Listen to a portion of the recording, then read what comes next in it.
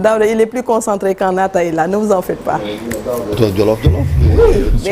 mais damay gis muy muuñ xam nga moom su ma ko xoolee rek day muuñ Daouda xam naa. xam naa ne ni ma mel neexu la mais grave c'est pas grave dégg nga muñal ma rek. Daouda waa Daara Mbaye. je vais bientôt décrocher les godasses.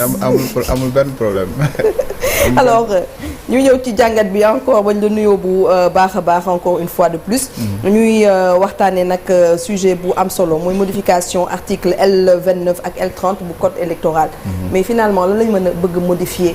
ci article yooyu. waaw jërëjëf yaa Seyda soxna Dieynaba maa ngi leen nuyuwaat bu baax.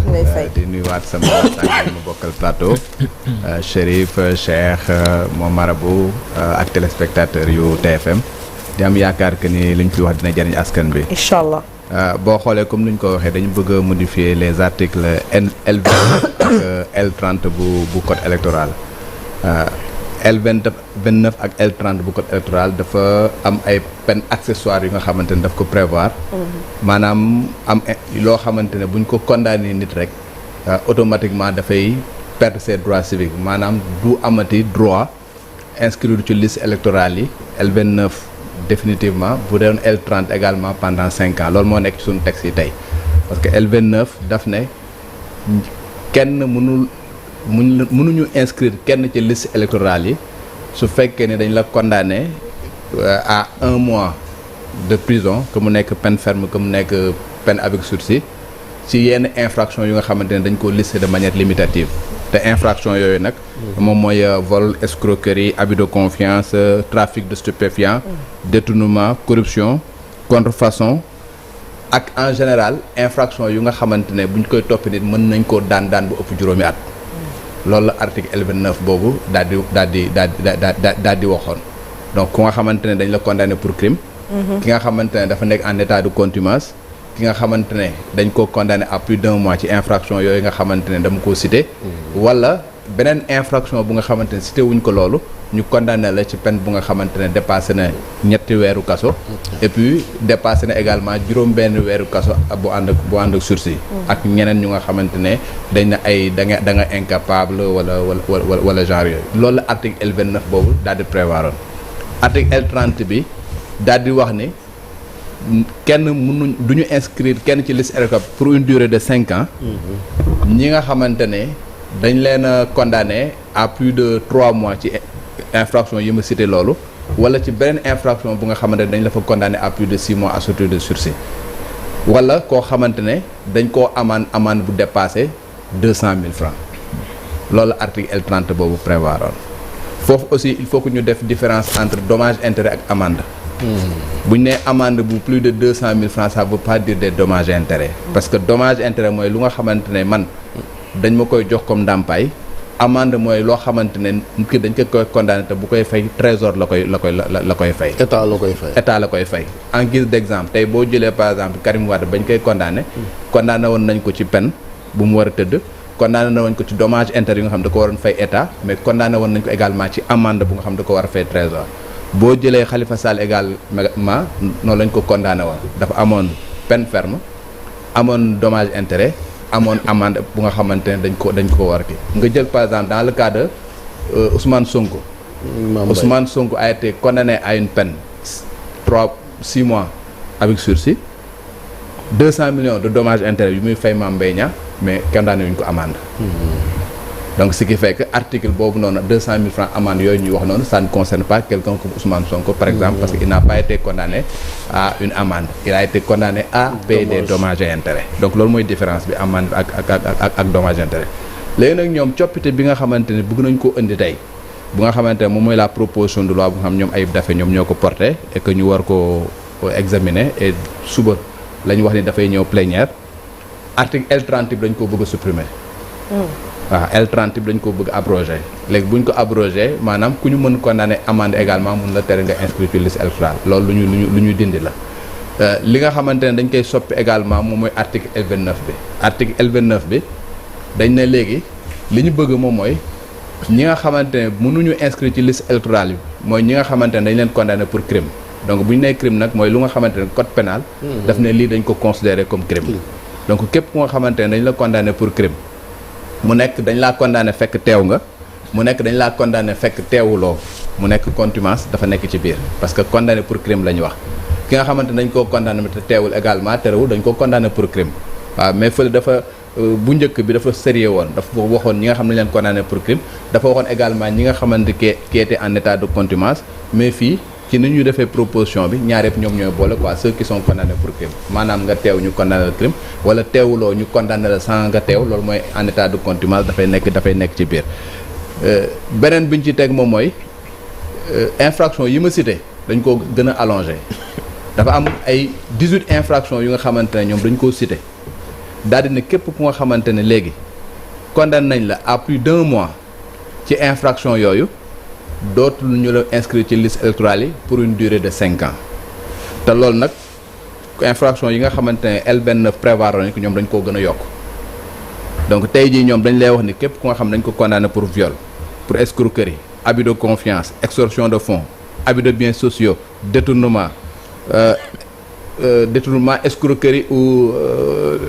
soustraction de deniers publics enrichissement illicite corruption concussion trafic d'influence prise d'intérêt illégal faux usage de faux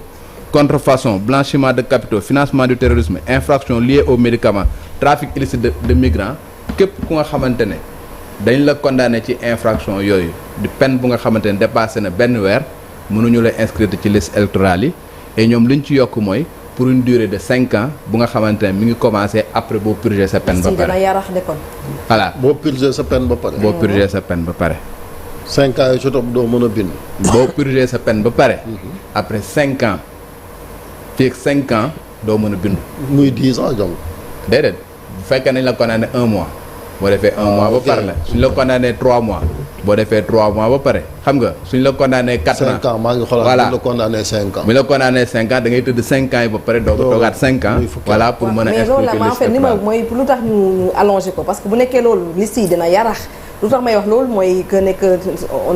non toutes sont remplies de ñi ñu accusés de viol ainsi de suite ak yi nga xamante ni lim nga ko. escroquerie abus de confiance. ba liste la rek parce que bële. bu fi nekkoon. ñoom dafa am yow infraction bi dañu leen cité woon. mais dañoo bàyyi woon benn porox ndoll en disant que képp ku nga xamante ne ñu ngi lay toppee infraction bu nga xamante ne mën nañu laa daan lu mat juróomi at dafay bokk ci liste ba voilà daf cee bokkoon mais fii nag ñoom dañoo gën a allonger liste bi après tëj ko ça veut dire que dañoo listé de manière limitative maanaam bien spécifique waa ñoo xamante ne cité wuñu leen ci infraction yooyu bokkuloo ci donc loolu nag moom mooy indi que ni tey ji ñuy wax ne am na yenn infraction yu nga xamante ne par exemple tey ji diffamation bokku ci diffusion de fausses nouvelles bokku ci am na yenn infraction yu nga xamante par exemple tey ji na la koy waat sax xam nga tey dañu am viol sax mën nga wax ni crime la dafa de ki nañ ko tey ji nga ne abus de con ak pédophilie bokk na parce que crime la acte contre nature nag. mais tey boo nee acte contre nature c'est réglé par l'article 319 parce que révision bi Ousmane Sonko prévoiroon foofu noonu ñu ngi wax ne bu ñu la condamné tu perds tes droits civiques. loolu c'est déjà voilà loolu c'est déjà prévu à l'article 319 du code pénal mais tey par exemple tey jii koo xamante ne da nga def ay attouchement et considéré yu nga xam ne considéré wuñ ko comme viol considéré comme pédophilie bokkuloo voilà attentat à la pudeur par exemple bokkul ci. bon est-ce que foofu loi bi problème amu ci parce que ku ni fal ndomba tànk ngay maire élu ngay président wala ngay député da ngaa war a jóg. déjà man ci problème contumace boobu rek. un contumace normalement est-ce que war naa xalaat di sàkku parce que c'est un hors la loi maanaam ñu war laa àtte nga daw dem non mais loolu c'est prévu parce que bu ñu nee le contumace mooy ki nga xamante dañ ko war a juger. mu daw ñu juger ko ci ginnaaw. donc bu ñu ko juger ci ginnaaw ki nga xamante ne moom mooy un contumace mooy ki nga xamante celui qui a été jugé pour un crime en son absence donc il est condamné pour crime. je donne l'exemple de Ousmane Sonko. dans l'affaire Mame Mbaye Niang musul teew tribunal. il a été jugé par défaut parce que le contraire de contumace en délit c'est par défaut. c'est ça défaut. voilà Ousmane Sonko a été jugé dans l'affaire Mame Mbaye Niang par défaut. mu dem appel ñu condamné ko par défaut affaire bi dem Cour suprême ñu confirmer condamnation la peine elle est définitive donc dafay nekk koo xam ne dañ koy conseillé la personne bi nga xam ne également dañ ko poursuivre pour un crime. teewul mais c'est pas obligatoire. te bi maanaam bi ngay wax ni bu Mame Mbaye Niang présence am c'était pas obligatoire non. ban ci. moom Mame Mbaye Niang waaw bu dee infraction boobu li nga wax nii comme délit la quoi du crime du obligatoire teewam. non en matière d'infraction ta présence est obligatoire parce que boo ñëwul mën na dañ lay condamner en ton absence. loolu moo tax ñu ne la en matière pénale yow sa avocat daf lay assister mais du la représenter. donc ta présence est obligatoire boo ñëwee sa avocat jàppale la boo ñëwul sa avocat du la jàppale et que boo ñëwul lu ci bëri condamnation moom moo ciy topp. donc mënuñu la imposer nga ñëw mais boo ñëwul les conséquences moo di da ngay am condamnation. waaw mais vas-y. mu mel ni mbirum Mame Mbaye Niang ak itam Ousmane Sonko bi ñu waxee ne modification L29 L30 ñu bëri dañ gis ne que ne peut-être président Bassirou Diomaye Faye day xàllal yoon ki nga xam ne moom moo di Ousmane Sonko bu ñu sukkandikoo ci ñaar ñii li nga xam ne moom moo leen boole amul lenn ci loo xamante ni daan nañ ko Ousmane Sonko te muy bénéficier wu ci modification yi de manière claire. non man je fais partie des gens yu nga xamante ne dama jàpp que ne affaire inéligibilité yi je pense que wax naa ko fi waxati ko fi dëgg yàlla éligibilité de Ousmane Sonko loolu ça ne souffre d'aucune contestation tey jii li ñuy wax par exemple amende il a été condamné à 200 millions ci affaire Mame Mbaye Niang loolu jàpp nañ ko comme amende et par conséquent du mun bokk loolu nekkul parce que 200 millions du amende 200 millions dommages intérêts la voilà ça donc rien à voir avec ça. su fekkee da ngaa jël la peine de 6 mois assuédicus dans l'affaire Mame Mbaye Niang man dama bokk ci ñi nga xamante ne dama jàpp ne c'est purgé par la loi d'amnistie bu nga xamante ne c'était réglé donc ce qui fait que dans tous les cas Ousmane Sonko a recouvré son éligibilité et que suba bu ñu defoon élection bu demoon déposer sa candidature serait acceptée dafay bokk ci élection man je fais partie de ces gens là donc ce qui veut dire que pour man révision bi nekkul à proprement parler une révision bu nga xamante ne dafay viser Ousmane Sonko et dafay profiter à Ousmane Sonko étant entendu qu'il n'a pas perdu son éligibilité en revanche tey jii cette révision là su jàllee quelqu'un comme Barthélémy Dias dina ko oui parce que Barthélémy Dias a été condamné dans l'affaire Ndiaga Diouf pour une durée de 2 ans comprends nga de 2 ans tey jii su fekkee dañu appliquer tey jii les dispositions de l'article L29 actuel nii bu nga xam révisé guñ ko il a perdu son éligibilité ad vitam aeternam waaw bu ñu defee rek ci article L29 actuellement il a perdu son éligibilité d'ailleurs condamnation moom moo tax tey ñu raje ko de ses fonctions de député moom moo tax également ñu wàcce ko au niveau de la mairie et que suba bu déposé woon candidature pour une présidentielle wala pour nangamam bu demee soo moytu conseil constitutionnel daal di koy lankal en se basant sur les dispositions de l'article L29 mais tey ak révision bi nga xamante ne dañ ko def L29 il a été condamné à 2 ans de prison biñ ko condamné ak léegi 2 ans yi romb na bu yàgg à partir du vote et de la promulgation de la loi il recouvre son éligibilité et par conséquent bu bokkee bu déposé dafay bokkee. est-ce que loi bi day rétroactive sax aussi. non mais même en ce qui le concerne même bu fekkee ni rétroagirul day na bu purger penam ba pare. Barthélémy Dias a été condamné à 2 ans dont 6 mois ferme. Il a été condamné depuis quand? Il a été condamné depuis très longtemps dans l'affaire Ndiaga Diouf. Procédure moom moo ko ne woon rek. xam nga ñu ko mais la peine. déjà les 6 mois ñu ko condamné woon prison woon na ko la moo tax delluwaatul woon prison. les 2 ans yi nga xamante ne associé de suicide bu fekkee ne loolu ngay jël en compte également bañ ko condamné ak léegi ëpp na 2 ans. et par conséquent dafay nekk koo xamante ne il va bénéficier tout simplement de ces dispositions là. donc élection 2029. ban ci 2029. actuellement nii su fekkee ne defuñu révision bii ñuy def nii su fekkee ne jàllul at élection 2029 Barthélémy Dias bu déposer candidature du mun bokk si on se base sur les dispositions de l'article L29 su fekkee ne révision bi passé na ba ñu voté ko ba pare ñu promulgué ko à l'Assemblée promulgué ko asafala ñu voté ko à l'Assemblée président promulgué ko mu nekk une loi qui s'applique Barthélémy Dias day mën a bokkaat ci ay élections en 2020. Est-ce qu'on se rappelle Daouda ci législative yi recours amoon na ci Barthélémy Dias ak en même temps ci Ousmane Sonko mais conseil constitutionnel demul woon au fond. waaw forme bi la yemoon. parce que boobu également même dans l'affaire Ndiaga Diouf c'était pas encore définitif. parce que la Cour suprême ne s'était pas. que déposé woon recours bi amutoon qualité. waaw agir loolu la conseil. waaw boobu ci élection législative la woon. élection législative dafa si recours bi dafa am un tout benn nan laa koy wax sax benn spécificité bu ci am su fekkee élection présidentielle képp kuy candidat mën nga def recours contre un candidat su fekkee ne élection législative la y a que le ministère de l'intérieur qui peut former un recours contre une liste de candidats. mais connaissant lañ koy waxee ci sax par rivalité sax mais passé na fa diggante Pastef ak Barthélémy Diaz ban intérêt la député Pastef fi am pour réhabiliter Barthélémy Diaz. waaw non pour man honnêtement je fais man peut-être débat bi aujourd'hui liñ ko def moom mooy li indi jiixi jaaxa ci débat bi mooy le fait que ñu ne dañuy woote ay concertation pour que nit ñi waxtaan et que à côté Assemblée nationale daal def procédure d'urgence et consort loolu peut-être moom moo indi benn jiixi jaaxa la moo tax ma ne procédure d'urgence soxla woon ñu koy def et que concertation bi ils auraient pu def stand-by ñu dem def concertation bi ba pare après bu ñu paree continuer ko loolu mooy tradition bi parce que loolu lañu mës a am et du yàq dara ci li nga xamante ne loolu lañu bëgg a def parce que on a l'habitude quand même ici au Sénégal en ce qui concerne les changements en matière électorale en matière du code électoral que mu nekk ay concertation naam concertation am na parce que si on se rappelle bien président Bassirou Diomaye Faye bi mu fi toogee ba léegi def na ñaari assise benn assise bu njëkk ba assise de la justice la woon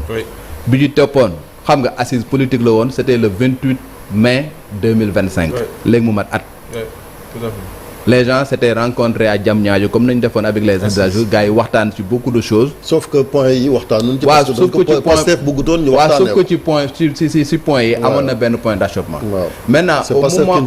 au moment où Pastef ci boppam bi nga xamante ils étaient réticents par exemple ci article yooyu L29 L30 actuellement ils sont revenus à de meilleurs sentiments le ministre de l'Intérieur xam nga bi nga xamante ne ñoom seen bopp seen camp la parce que ñoom ñoo ko choisir daal di woote à des concertations da doon rafet pour que ñoom ñu toog waxtaan ñu xool nan la ñuy toogee dafa ko nu mu gën a ñoŋee étant entendu que sur le principe je pense pas que opposition bi comme pouvoir bi am ay divergences sur le principe pourquoi je dis sur le principe parce que aujourd'hui nañ ko wax il faut pas que ay yenn peine yenn yi mën a empêcher quelqu'un pour que mu mën a participer à élections et consorts ce sont les citoyens qui doivent décider en dernier ressort man je fais même partie des gens yu nga xamante ne même réforme bi ñu proposé il devait aller au-delà li may waxe au-delà mooy lan tout ce qui est peine accessoire ñu dindi ko suñuy code li may waxe peine accessoire mooy lan il suffit tout simplement que ñu condamné la à 3 mois assuré de suite en matière de diffamation mënuloo bokk ci élection pendant 5 ans par exemple le cas de Ousmane Sonko loolu man je pense que tey jii l'article 34 du code pénal waaw bàyyi ko juge bi article 34 code pénal nee na juge bi bu fekkee ne mi ngi juger en matière correctionnelle am na possibilité daal di fexe ba nit ki nga xamante ne condamné na ko mu daal di perdre ses droits civiques et ses droits familiaux pendant une durée ñu bàyyi ko juge bi tey boo demee des pays comme la France réglé nañ loolu la France amatul peine accessoire la France tant qu'un juge n'a pas prononcé la perte des droits civiques et des droits familiaux mënoo ko perdre Sarkozy ngi nii te topp nañ ko ñaata yoon ñeneen ñoo xamante ne Sarkozy tant que le juge n'a pas dit que yow mii kat condamné nañ la et par conséquent yow mënatoo bokk ci élection tu n'es plus éligible pendant une durée de nangam ak nangam kenn du la ci ndop comme ni ñu def Marine Le Pen loolu noonu man je pense que comme ñun nous avons hérité l'essence quand même de notre droit ci droit français depuis le début moom la ñu amoon la France a évolué depuis 1994 lii ma lay wax nii depuis 1994 la am en France ñun également on peut évoluer dans ce sens-là en donnant la latitude au juge bi nga xamante ne même code bi prévoir na ko que ni bu jugé ba condamné ba pare am na sañ-sañu en fonction de la gravité des faits de dire que kii kat amul dignité pour nekk candidat à la présidentielle ou bien au législatif ma daal di koy interdire d'exercer ses droits civiques et nangama bu boobaa ay affaire politique ay affaires yooyu dafay da nga koy génnee ci champ wu éligibilité ak nangam ak nangam et par conséquent dafay nekk lu nga xamante ne tout le monde sera logé à la même enseigne. Les dernières questions monsieur le point donc ñoom ñoo rajouté wu ci comme atout bu fekkee amal nañ modification des 2 articles. benn li nga xamante ne ajouté na ci mooy amende mënul tere kenn bokk ci élection alors que ci article L29 actuellement ne même su fekkee nit ki dañ ko doon topp ñu ne ok li ñu lay jiiñ doo ci tëdd kaso mais condamné nañ la à une amende de plus de 200 000 francs automatiquement tu perds ton éligibilité loolu moo nekk tey jii loolu actuellement nii ci proposition bu bees bi dañ na donc loolu avancé la xam nga même si bu fekkee ni ñoom seen article L29 bi daal dinañ allongé am yenn infraction yoo xam ne cité nañ ko ak yeneen yu nga xamante ne cité wuñ ko ba léegi bàyyi nañ benn porox ndoll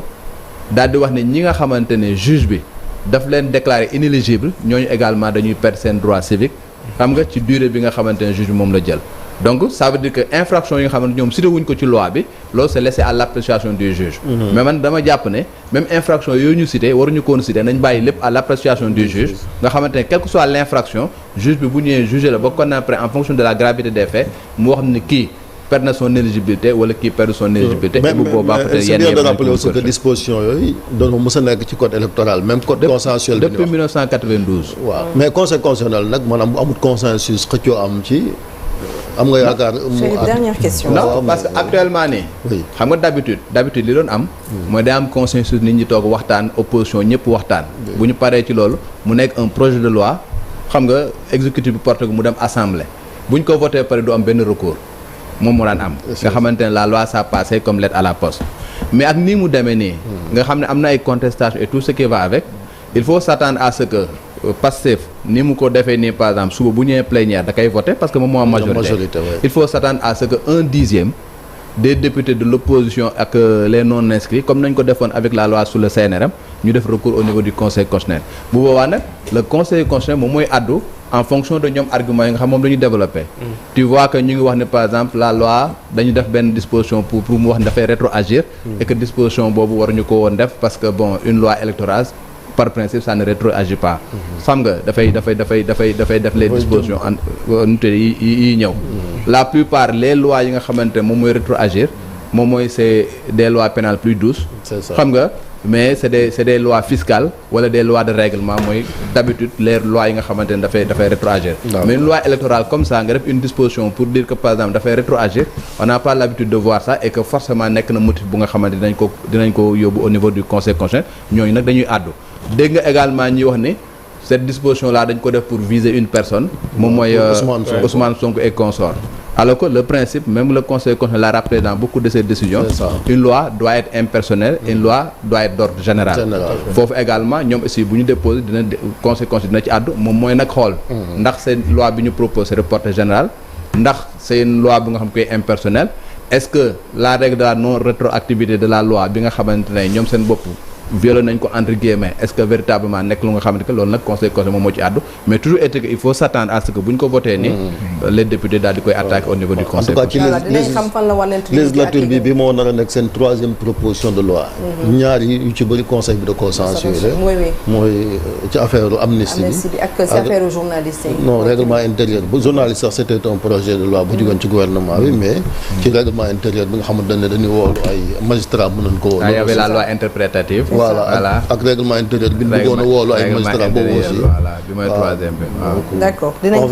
dinañ xam fan lañu ma wànnante mujj ak i gëdëm merci beaucoup Daouda mu doon waxtaanee lu jëm ci modification yenn soppi yi ñuy bëgg a def ci article L20 ak L30 L29 du moins ak L30 bu code électoral ñu ci doon waxtaan merci beaucoup à la semaine prochaine pour beneen sujet inchallah 9h07 jot na dans quelques instants ñu recevoir ki nga xamante ni moom mooy Alioune Tine fondateur u Afrikajom Center nekkoon fi expert indépendant bu ONU au Mali Cheikh da ngay dem kon ma bàyyi la nga tàggu. Merci beaucoup donc Dieynaba c'était un plaisir donc de partager ce plateau ak yow. dig daje demain inchallah même heure ci télévision Futurs Médias. À demain ñu yendu jàmm. Aïcha ñu yendu jàmm. Merci beaucoup cher. Juste après la pub ñu recevoir qui dit donc Alioune Tine.